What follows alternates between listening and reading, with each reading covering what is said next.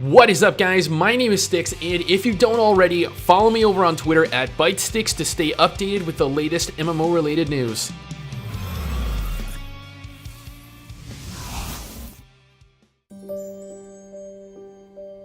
Dauntless is a co-op action RPG modeled very closely after the Monster Hunter franchise. Like all video game companies in this day and age, the team behind Dauntless saw a very underrepresented genre in the market, a niche that had yet to really be tapped into.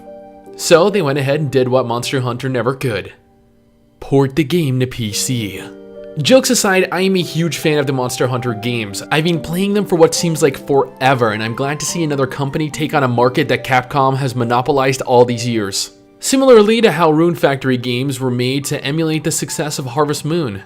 Man, I loved Harvest Moon. Right, Dauntless. The game takes place on the Shattered Isles, a collective of large broken shards of land scattered across the skies.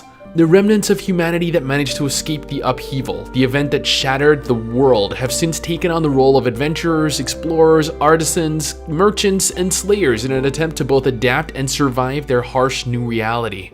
Plaguing the Shattered Isles are giant hulking behemoths, monsters of incomparable size and power. And that is where we come in.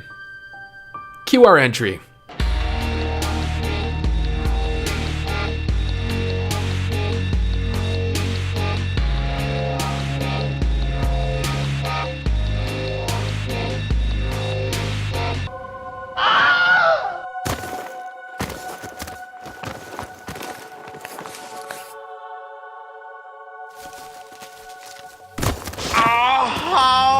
Oh, my back! I threw out my back! We're definitely dead after that fall. We are slayers. Our primary goal in life is, well, to slay behemoths. Okay, look, guys, this seemed a lot cooler in my head, and the whole scene with me falling out of an airship thing, that ruined the momentum, alright? So anyway, I'd first like to talk about the character creator. You're given the ability to choose an ancestral tree that affects the base of your slayer. I chose to go with Willa, the badass looking babe on the left, and Merrily, because she looks like she'd make a cute waifu for Willa. Oh, I totally ship them. I'm gonna call their ship name, Willy. Okay, wait, no, that sounds very suggestive. Okay, Marilla, yeah, let's go with that. So you're given a fair amount of hairstyles to choose from, which honestly surprised me. Basic skin tone selection, eye colors, eye customization, nose shape, mouth size, head size, ear size, jaw size, you know, the huge. Also, for those of you that are interested in looking fabulous, there's that option as well. Like the Monster Hunter games, you're instantly taken into a mini tutorial encounter that has you engage a behemoth in combat as it tells you how to fight. Left click to attack, right click to attack with slightly more force, you know, things anyone that plays an action game on a PC should know. Afterwards, you're taken to the main quest hub of the game, Ramsgate.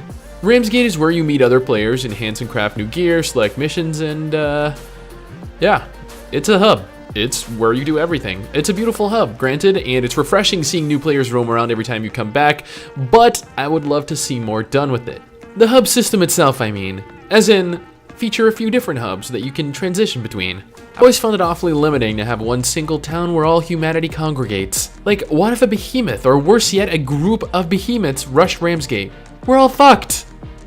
After taking the time to explore Ramsgate, my wife Adrian and I finally got to embark on our first real adventure. We got to go out adventuring with a friendly Spanish man where we learned how to pick daisies, attack the wildlife, and fly around on weird little geyser things. I don't know, guys. I didn't ask any questions, okay?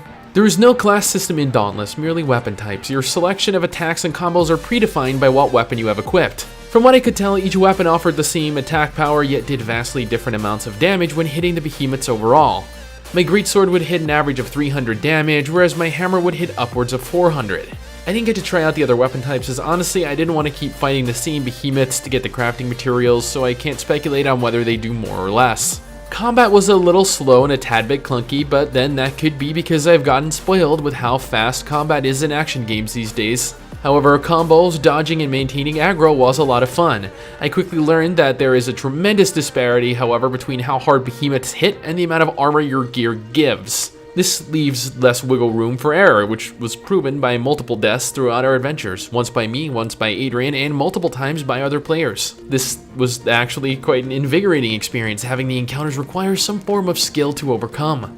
Upon successful completion of your objective, players are rewarded badges in lieu of their accomplishments, such as Slayer, Steadfast, Breaker, Evasive, and more, to give you an estimate of overall player contribution. That is definitely one way of proving whose dick is longest. I also learned firsthand that unfortunately, the areas were suicide-proof.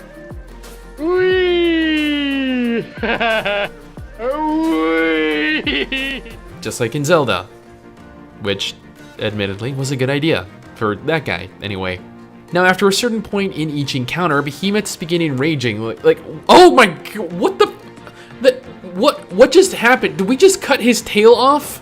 Yep, so apparently you can also dismember behemoths. That is handy. Moving on, behemoths are capable of enraging. They enter a heightened state, they hit harder, they move faster, and have access to enhanced attacks. This can make them significantly more difficult to deal with, as from what I've been able to tell thus far, they become immune to staggering as well. Bosses also drop unique crafting materials that can be used to craft weapons and armor in their unique style. For example, after killing Gnasher and obtaining Gnasher hide, I went on to craft a Gnasher weapon and Gnasher armor, prepping me for the winter that was yet to come. All in all, I believe we went up against around 8, maybe 9 different behemoths. Most of them shared models with one another, but they got progressively more difficult. I'm sure as you make progress through the game, the variety of behemoth grows exponentially larger, but at least for the first several hours, the diversity of behemoth types was a little underwhelming. So, having played the game for a solid 4 hours, I believe that makes me fully capable of composing a clear, objective first impressions review of the game. Ahem. Dauntless is a beautiful game. It's a game that has you hunt down behemoths spread throughout the Shattered Isles to gather materials to craft better gear, to hunt stronger behemoths, to craft stronger gear, to... Wait. I feel like I'm repeating myself here. But that is the game. You hunt to hunt more to craft more. While I get that this isn't everyone's cup of tea, I do believe, as proven with the huge success of Monster Hunter World, that this style does in fact work. Unfortunately though, from what I can tell after playing it for several hours, the game doesn't really do anything new or innovative, which is actually to its merit. If something works and works well, why do you need to change it, right? Overall, Dauntless plays like a less polished version of Monster Hunter for PC. It's highly entertaining and offers a fair amount of customization. The overall performance issues for players with low to mid-end PCs was quite poor, but otherwise I was pleased with how the game ended up turning out. Despite people hating on the game or claiming it is the best action RPG to have ever graced the PC. It's a good game with a lot of room to grow and improve. What are your thoughts on it?